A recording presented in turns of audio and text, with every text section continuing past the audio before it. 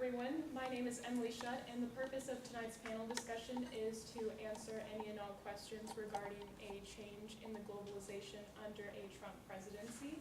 I myself have served as a moderator for numerous political panels in the past.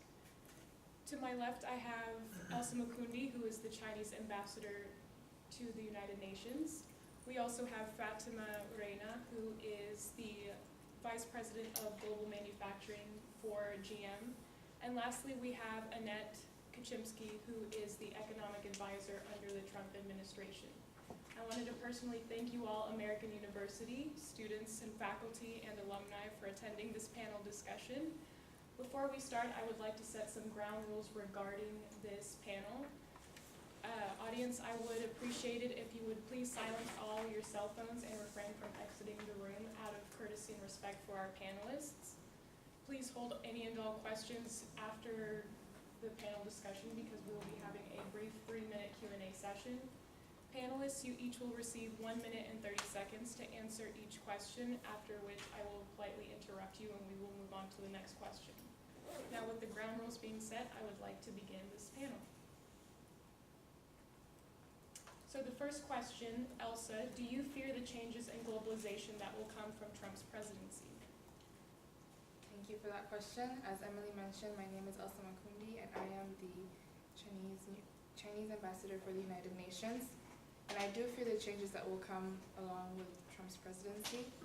China specifically fears the new policies could lead to a trade war between the US and China, possibly affecting the global business. Trump has already withdrawn from the Trans-Pacific Partnership and vowed to disregard trade agreements, such as NAFTA, and many others that, according to him, are no interest to the United States of America. Subsequently, all of this could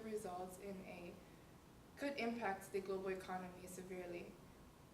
Therefore, I believe that this should be one of our biggest fears as of right now. Thank you, Elsa. The same question is for you, Fatima. Do you fear the changes in globalization that will come from Trump's presidency? Thank you, Emily. As she mentioned, my name is Fatima. I think that there is some reason to fear the changes in globalization, but I also think there's some reason to embrace it. So I'm really neutral about the situation, and I'm really not either for or against globalization. I think globalization does have some benefits, such as helping other countries' economies, especially developing countries. But that is also transmitted into us as the United States not having as many job opportunities and an increase in unemployment. There's also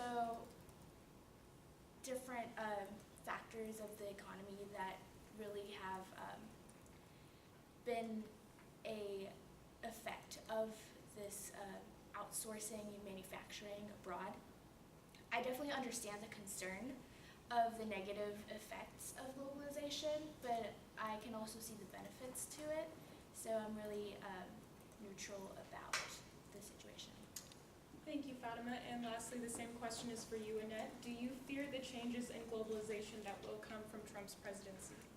Okay, so thank you, Emily. So yes, as mentioned, my name is Annette, and I do not believe in any of the fears that are brought about from the Trump administration. I actually think that we're going to be witnessing a lot of positive outcomes, not only for the U.S. itself, but also for other nations abroad. The World Bank, for instance, believes that the global economy is actually going to increase by 2.7%. And this is great compared to last year when it was 2.3%, and that was the lowest it's ever been since the recession. And this is all because of what Trump plans to do for the economy. I think it's reasonable to expect that a lot of good things can happen from Trump's presidency. Thank you, Annette. Our next question. Should the United States continue to outsource manufacturing to countries such as China and Mexico? Elsa? Yes, I believe the United States should continue to outsource manufacturing.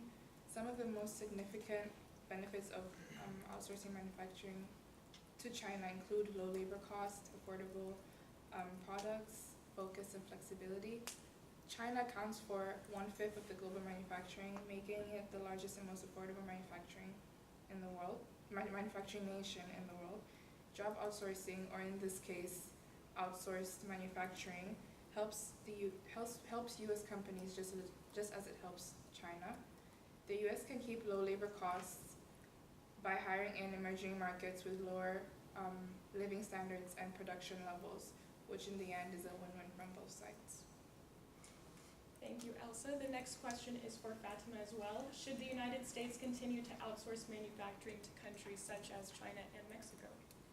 I think that we should keep part of the manufacturing in places like China and Mexico, only because it keeps costs down, not only for businesses, but also for the American consumer.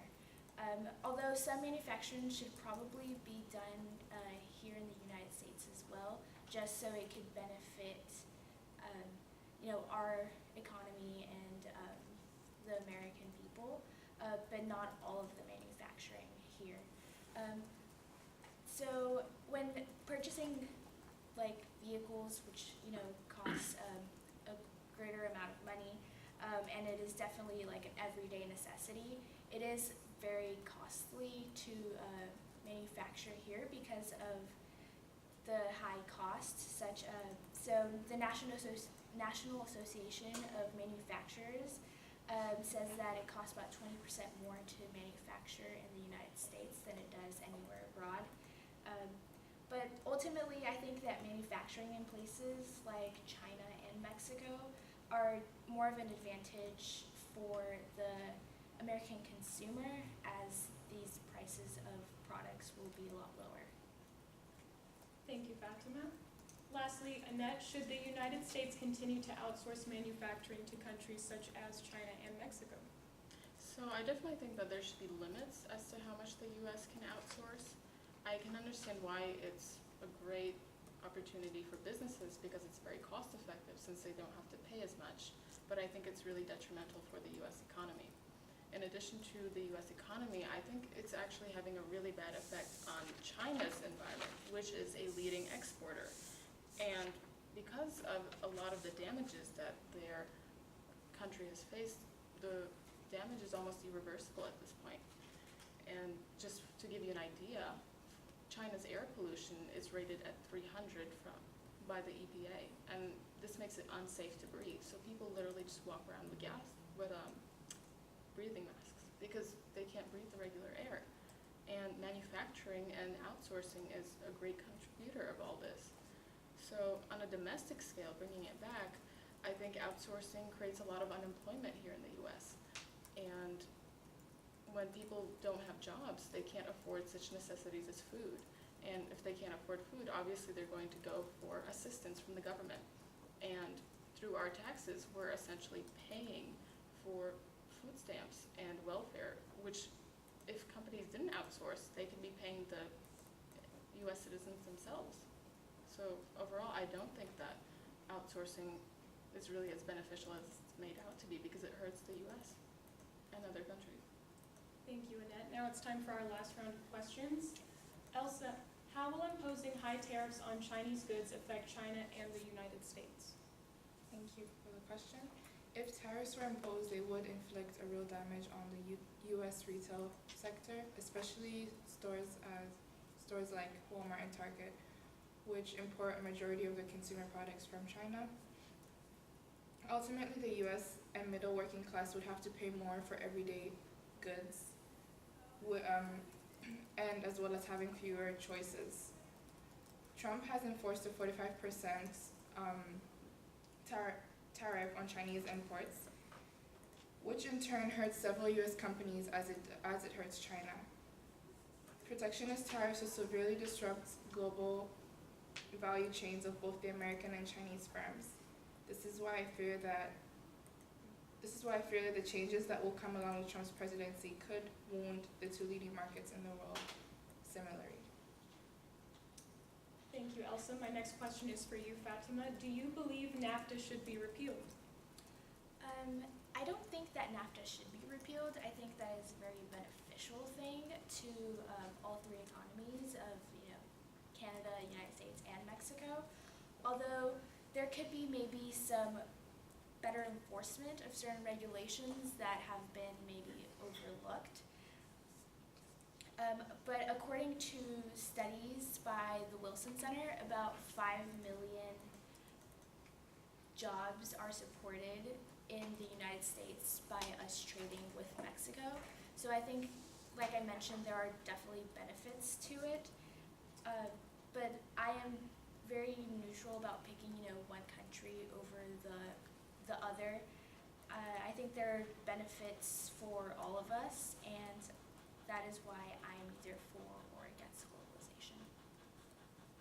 Thank you, Fatima. And lastly, my question is for you, Annette. What are the positive and negative impacts on the global economy as a result from Trump's plans? Well, I'd like to first start off on the negatives. So obviously Trump plans to plant tariffs, and that's obviously going to hurt some companies, hurt some countries, and maybe the U.S. isn't going to be exporting as much. And obviously another argument that's been really heard is the fact that food prices may go up because of such tariffs, such as with Mexico. Some positives I'd like to highlight is, just as the World Bank predicts, there is an estimated growth of 2.7% for the global economy, and that benefits everybody. It's not just the U.S. Manufacturing jobs would also be brought back from these other countries to the U.S. The unemployment rate would substantially decrease. I think there's a lot of benefits to Trump's plans. So overall, despite the fears and despite all of the negative connotations, I think that there's no reason to fear. I think that a lot of great changes can come to globalization from Trump's administration. Great, thank you, Annette. At this time, I would like to open up the floor for the questions and answers section. Does anyone have any questions? How does Trump plan to help the U.S. economy? Annette, would you like to answer that? The Yes. question is, how does Trump plan to help the United States economy? Okay, thank you. So Trump is actually really interested in investing $1 trillion in rebuilding infrastructure here in the U.S. And that would be about creating new railways, improving bridges, improving roads, and that would create jobs on its own. In addition to that, he's really big on bringing manufacturing back into the United States. And in order to do that, he's planning on cutting some of the regulations that we have here that make it so expensive to manufacture in the United States. And so it's going to kind of entice manufacturers to come to the United States instead of just going overseas and going through such places such as China and India. And overall, I think it's going to be a dramatic job increase. And so it's going to help the U.S. economy greatly. Thank you, Annette. Any other questions? Yes. How will Trump's administration's tariffs on imported goods affect trading relations between the United States and China? Great. Elsa, would you like to answer that? How will these changes in globalization impact the markets of the United States and China? The U.S. is the biggest single market for Chinese imports, for Chinese exports, accounting for about 20% of the market, of the total. There will be a risk of that the aggressive U.S. trade policies could result in a marked slowdown in China's growth, as well as a loss in manufacturing jobs.